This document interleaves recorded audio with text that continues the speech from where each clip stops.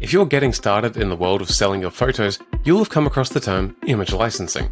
Knowing what this means and how licensing works is essential for any photographer wanting to sell their images, and in this guide, we'll give you everything you need to know.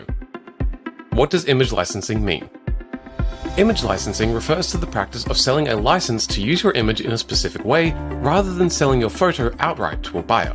It is the industry standard method for selling photos for editorial, commercial, and advertising use, as well as wall art in the form of a personal license. So to clarify, when someone purchases a license from you, it means that they cannot use the image in any way they wish or claim the image as their own. They've bought a license to use your photo in a specific way, not the image itself. What does a license agreement look like? A license can be something as simple as a verbal agreement or a short email with bullet points outlining to the buyer how they can use your image for the agreed price. They may also take the form of a lengthy, legally binding document that can go into great detail about how a buyer can and cannot use the image. They may also outline other terms, such as the necessity to credit the photographer, along with the image use outline. Many professional photographers choose to write license agreements themselves. However, when listing your images with an agency, image library, or photo selling platform, they will almost always take care of licensing agreements on your behalf, usually in the form of a standard license agreement drafted between the agency and their lawyers. They will apply this license template to any image that's presented by them and licensed through them. What are the typical image licensing models? There are two distinct types of image licensing models that almost all photographers, agencies, and libraries use in one way or another. These are rights managed. The original and most traditional form of image licensing, a rights managed license does what it says and stipulates precisely how a buyer can use an image. Generally, images sold with an RM license only permit the image to be used once, and the terms are particular to the use.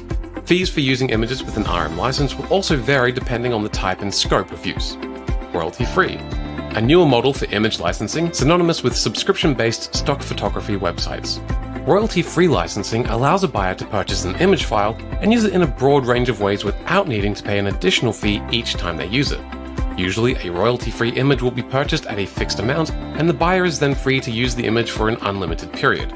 Although royalty-free licensing offers a much broader scope of image use for buyers, the copyright still belongs to the photographer.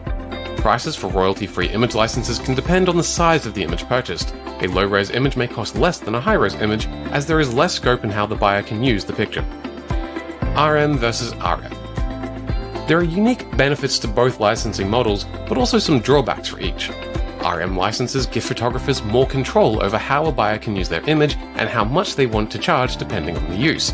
Buyers may prefer to avoid negotiating a license each time they want to use the image, which can also become very costly.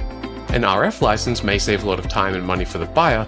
It also means, however, that the photographer has no say over how the buyer uses the image once the license is purchased. How can I put together a bespoke license agreement? If a buyer has come to you directly, not via library or agency, and you need to put together a license agreement, this can take a range of formats. Generally, we wouldn't recommend anything as informal as a verbal agreement. You want something in writing that you can keep on file, which you can also refer to if something goes wrong. We recommend you to be as transparent as possible in listing the terms by which a buyer can use your image. For example, if your customer wants to use your image with a rights managed license for one page inside a book, ensure these exact details are in writing.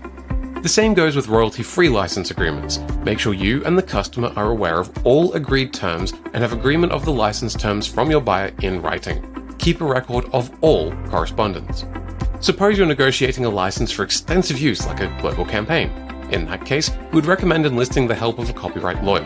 At this level, buyers may also expect to see a detailed agreement from you for their legal team to look through. What if a buyer uses my image outside of the license agreement? You would be entirely within your right to pursue additional costs for the license breach. For example, if a buyer bought a license to use an image for one time, but you found they had used it again for a different project, you could pursue additional costs for using the image without the correct license. In practice, we always recommend that you pursue any infringements amicably. Genuine mistakes do happen, and you don't want to do anything that could jeopardize the relationship with your customer. Now you've reached the end of this video, you should have all the information you need on how image licensing works to help you make an informed decision on selling your photos.